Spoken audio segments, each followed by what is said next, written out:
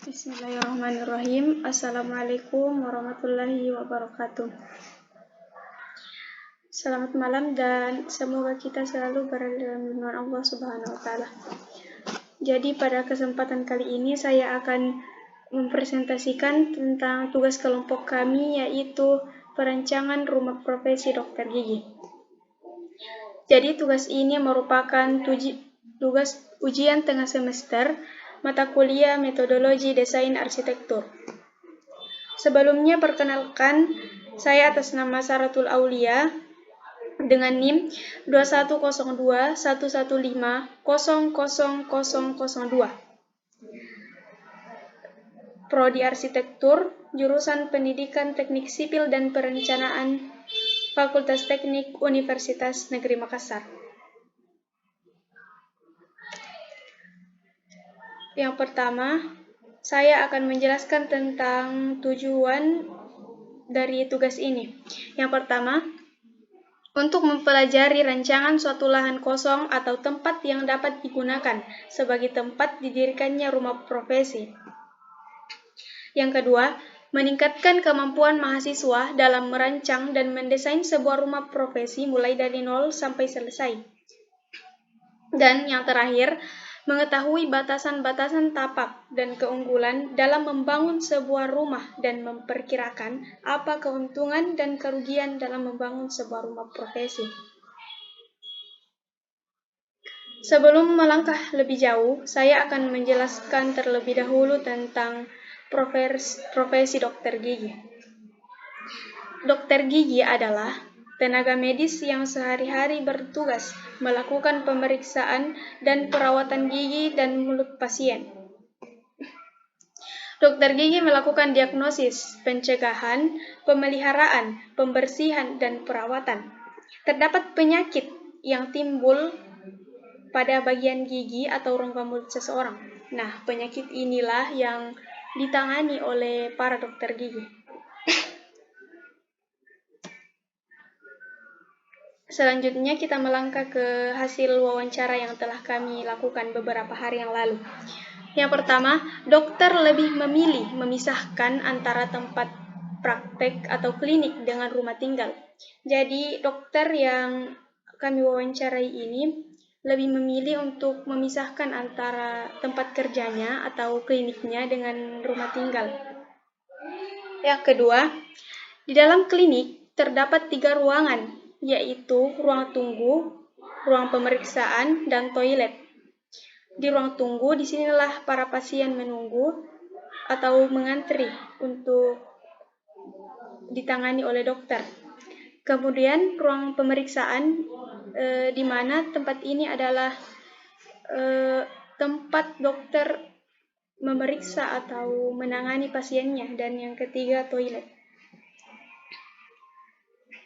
Selanjutnya, pasien diminta untuk mengonsultasi terlebih dahulu dan membuat janji dengan dokter ketika ingin memeriksa.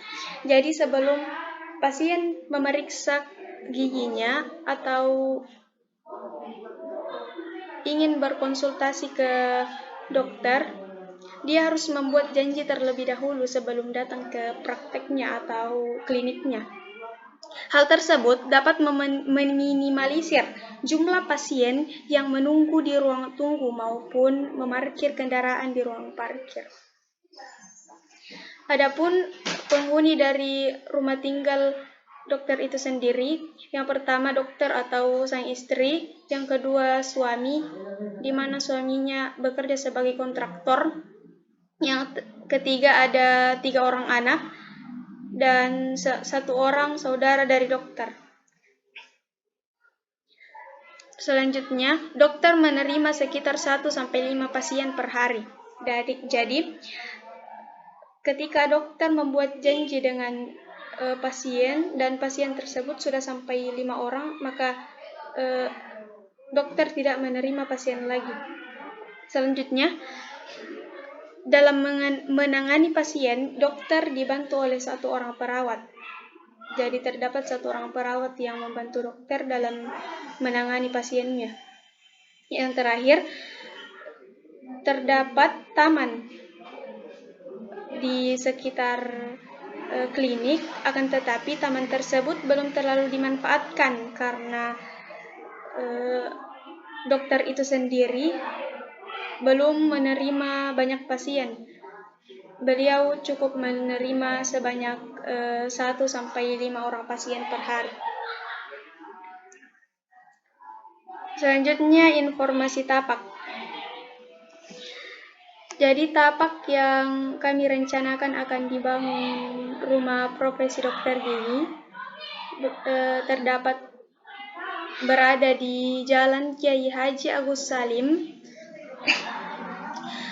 Kelurahan Sungguh Minasa, Kecamatan Sumba Opu, Kabupaten Goa, Provinsi Sulawesi Selatan. Adapun kontur dari tapak tersebut atau kemiringan tanah dari tapak tersebut adalah cenderung rata.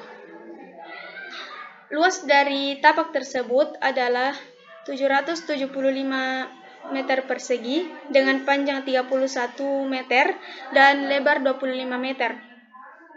KDB dari tapak tersebut adalah 60% kali 775 meter, yaitu 465 meter, dan RTH 30% kali 775 meter sama dengan 232,5 meter, sedangkan GSB-nya 3 meter. Adapun lebar jalur atau jalan di sekitar tapak tersebut yaitu 6 meter dengan jumlah lajur 2 lajur dan jumlah jalur 1 jalur. Kemudian terdapat trotoar di area depan tapak dan tidak terdapat jalan setapak di sekitar tapak tersebut. Selanjutnya, tautan lingkungan.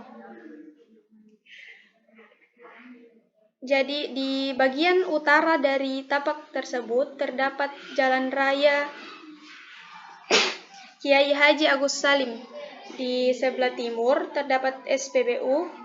Sebelah selatan terdapat lahan kosong yang nantinya akan didirikan perumahan di lahan tersebut, dan bagian barat terdapat ruko 2 lantai atau ELS Coffee. Selanjutnya analisis matahari. Yang pertama, input. Pada pagi hari, angin bertiup lebih kecil dari arah timur ke arah barat.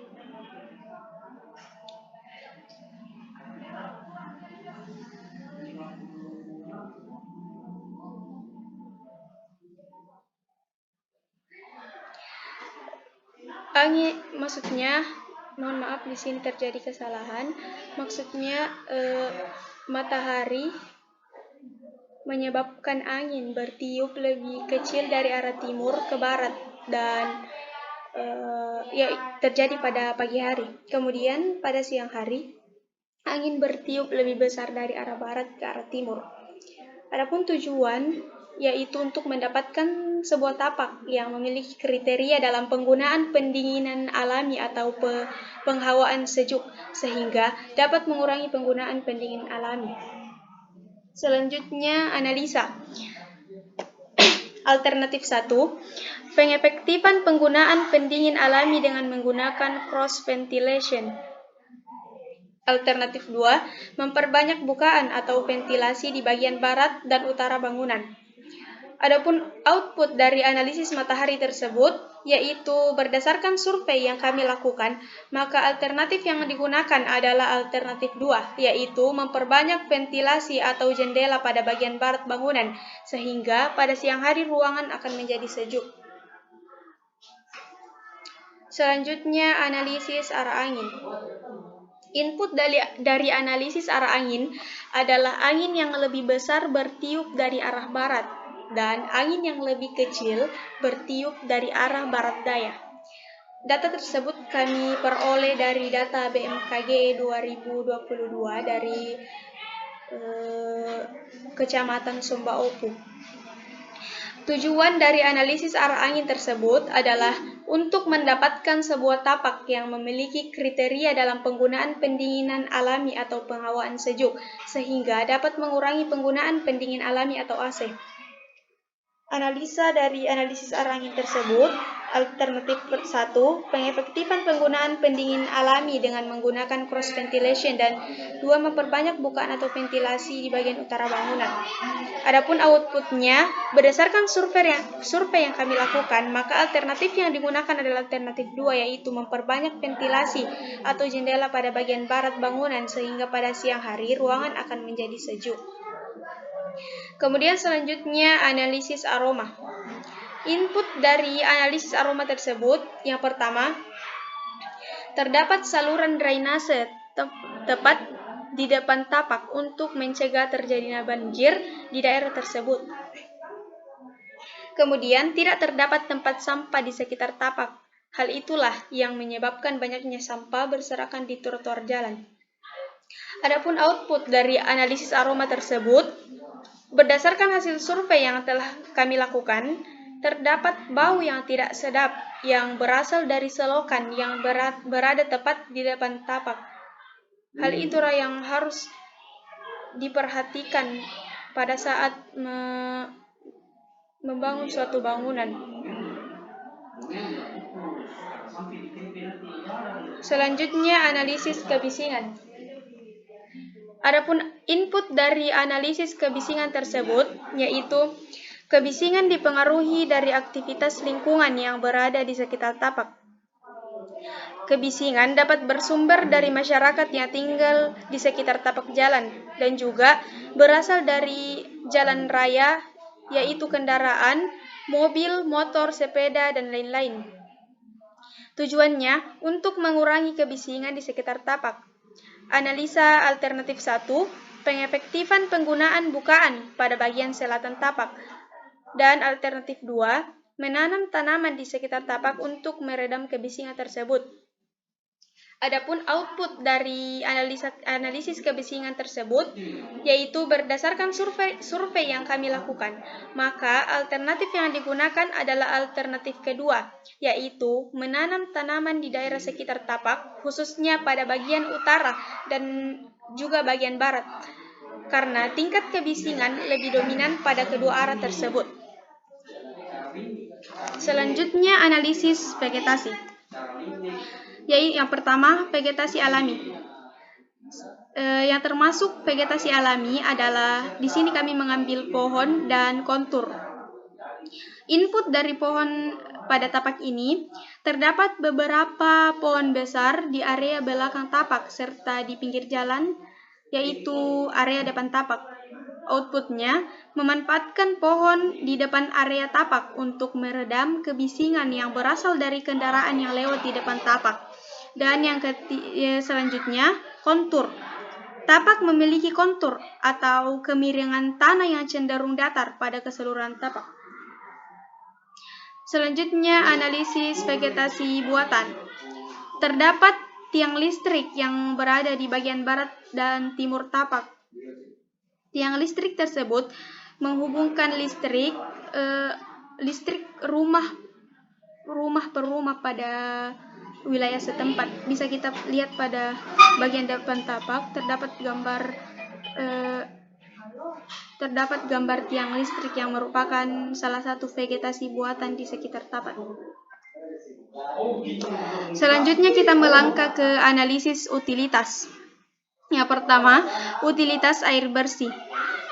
Inputnya, jalur distribusi air bersih, jaringan air bersih untuk menyalurkan air ke bangunan berasal dari saluran PDAM Tirta Janeberang, alternatif penyaluran air bersih. Alternatif 1, air bersih, pompa air, reservoir air, kemudian dialirkan ke bangunan. Alternatif 2, air bersih, pompa air dialirkan ke bangunan. Output dari analisis utilitas tersebut, yaitu dari kedua alternatif penyaluran air bersih di atas, yang sebaiknya digunakan adalah alternatif 2, yaitu air bersih dialirkan ke pompa air, kemudian dialirkan ke reservoir air, dan terakhir dialirkan ke bangunan. Air kotor, jalur distribusi air kotor dari tapak tersebut Jaringan air kotor digunakan untuk menyalurkan air bekas pakai dari aktivitas dalam bangunan ke luar bangunan. Adapun penyaluran air kotor yaitu dari bak kontrol, kemudian dialirkan ke resapan, dan terakhir ke riol kota. Kemudian penyaluran air kotor dari kloset. Yang pertama dari bak kontrol, dialirkan ke septic tank, kemudian dialirkan ke resapan, dan terakhir ke riol kota. Selanjutnya analisis utilitas, yaitu utilitas listrik. Jalur distribusi listrik, jaringan listrik digunakan untuk memasukkan aliran listrik dari tiang listrik yang berada di tepat di bagian barat dan timur tapak ke dalam bangunan. Yang kedua, aliran listrik. Aliran listrik dari wilayah setempat, yang pertama dari trafo, kemudian dialirkan ke tiang listrik, setelah itu kabel listrik, dan terakhir dalam bangunan. Kita melangkah ke kebutuhan ruang dari profesi dokter gigi. Yang pertama, anggota keluarga yaitu ayah memiliki pekerjaan sebagai kontraktor. Aktivitas yang dilakukan oleh ayah itu sendiri, yang pertama tidur, yang membutuhkan kebutuhan ruang berupa kamar tidur. Kedua, makan, membutuhkan ruang makan. Kemudian mandi, membutuhkan kamar mandi. Bekerja, membutuhkan ruang kerja. Memarkirkan kendaraan, membutuhkan garasi.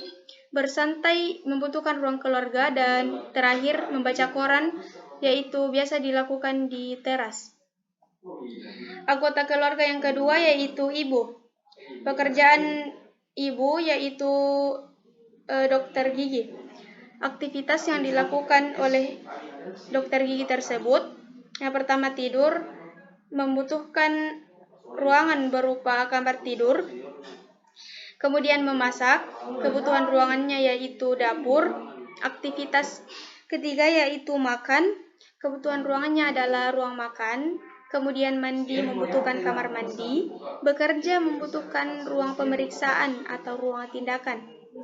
Ruangan tersebutlah yang digunakan oleh dokter tersebut untuk menangani pasiennya. Kemudian yang terakhir bersantai, membutuhkan kebutuhan ruang berupa teras. Kemudian anggota keluarga yang ketiga, anak pertama, anak kedua, dan anak ketiga. Ketiga anak tersebut masih seorang pelajar dan mahasiswa. Aktivitas yang dilakukan oleh ketiga anak tersebut, yang pertama tidur, membutuhkan kamar tidur. Kemudian makan, membutuhkan ruang makan. Mandi, tentu saja membutuhkan kamar mandi. Memasak, tentu membutuhkan dapur. Mencuci, membutuhkan ruang cuci. Dan belajar, membutuhkan kamar tidur. Anggota keluarga atau penghuni dari rumah profesi tersebut selanjutnya yaitu asisten dokter. Jadi terdapat asisten dokter atau perawat gigi yang membantu dokter tersebut untuk menangani pasiennya. Ia tentu saja bekerja sebagai asisten. Adapun kegiatan yang dilakukan oleh asisten dokter tersebut atau perawat, yang pertama menerima pasien, membutuhkan ruang tunggu pasien. Kemudian mencatat administrasi dari pasien, yang tentu saja membutuhkan ruang yang dilakukan pada ruang pemeriksaan atau ruang tindakan. Dan terakhir merawat pasien. Karena seorang perawat, tentulah tugas dari asisten dokter tersebut yaitu merawat pasien yang membutuhkan ruang pemeriksaan atau tindakan. Kemudian yang terakhir, saudara dokter.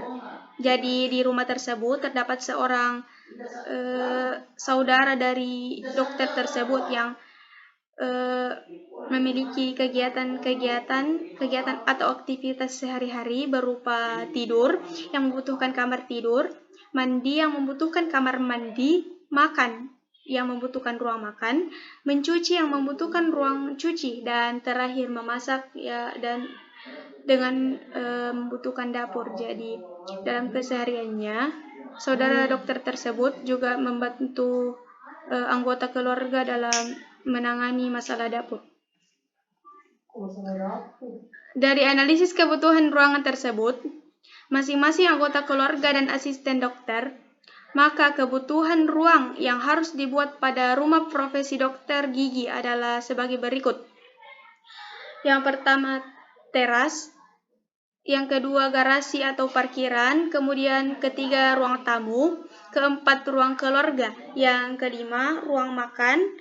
Selanjutnya, ruang mencuci, dapur, ruang kerja ayah, ruang tunggu pasien, ruang pemeriksaan atau tindakan, kamar tidur, dan terakhir kamar mandi atau WC. Jadi adapun time schedule yang dijadikan pedoman atau untuk mengatur waktu dalam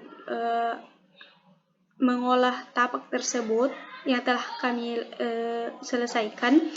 Yang pertama, menentukan titik tapak. Yang kedua, analisis luasan, lokasi, dan potensi sekitar tapak. Kemudian yang ketiga, survei kondisi tapak. Keempat, keistimewaan fisik alamiah, keistimewaan fisik buatan, sirkulasi, utilitas, panca indera, iklim, manusia dan kebudayaan, dan terakhir kebutuhan ruang. Jadi itulah tadi presentasi dari saya. Semoga dapat menambah wawasan kepada kita semua, dan semoga kami dari kelompok 3 dapat menyelesaikan dapat menyelesaikan pengerjaan atau perencanaan tapak yang telah kami pilih sampai pada tugas akhir. Kurang dan lebihnya mohon dimaafkan. Terima kasih dan salam arsitektur. Wassalamualaikum warahmatullahi wabarakatuh.